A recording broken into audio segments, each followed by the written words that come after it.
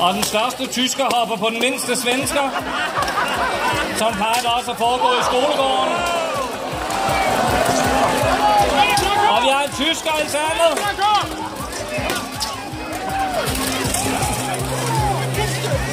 Og endnu en tysker bliver nødt til at sætte sig, fordi hans rustning er gået i judo. Så svenskerne har klart overtaget. Det er ganske overraskende. Tyskerne plejer at klare sig ret godt i det her, og svenskerne er ret nye i sporten.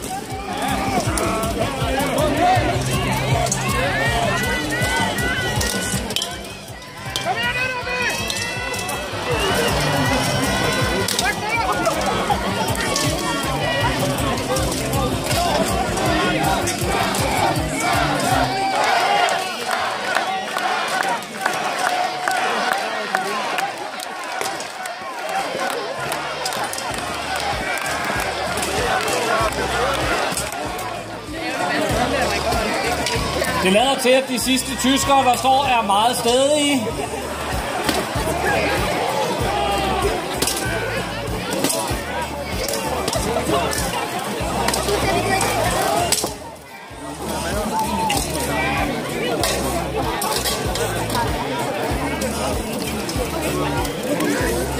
Jeg håber, dommerne er opmærksomme på, om der er nogle af tyskerne, der griber fat i hegnet derovre. Det må man nemlig ikke. Man må godt læne sig op af det, man må gerne støtte sig op af det, men man må ikke tage armen omkring hegnet for at holde sig fast. Jeg er glad på jer.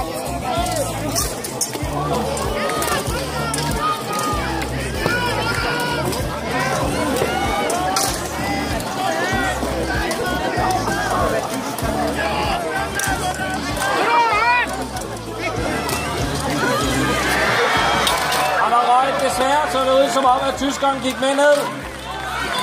En svensker og en tysker gik ned sammen. Og dermed bliver kampen afsluttet. 3 mod 1 tilbage. Første runde går til svenskerne.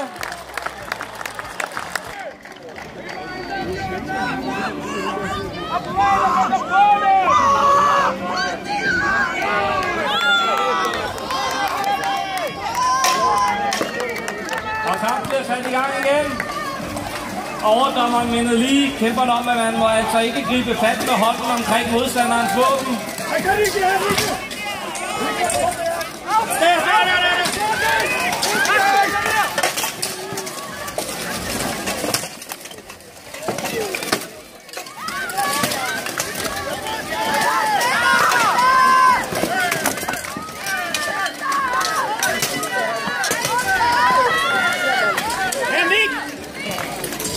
Og som publikum kan se, så er det altså ikke kun før efter kampen, at seerne kan finde på at kramme. De gør det også gerne noget.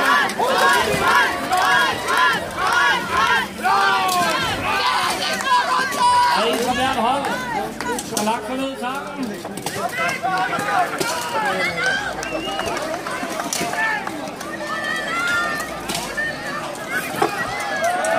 Og 2 mere går ned.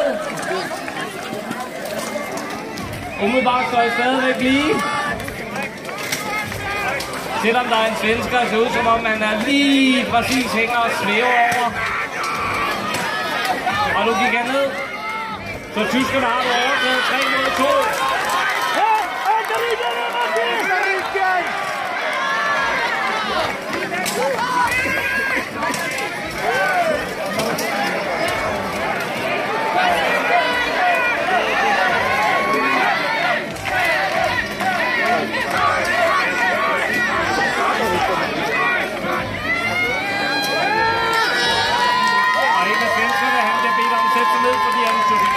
Og hiv ind i nakken.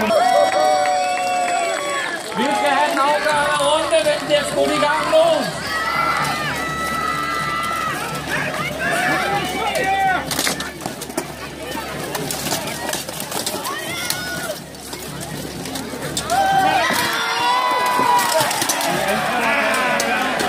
Glider, og så er I ned.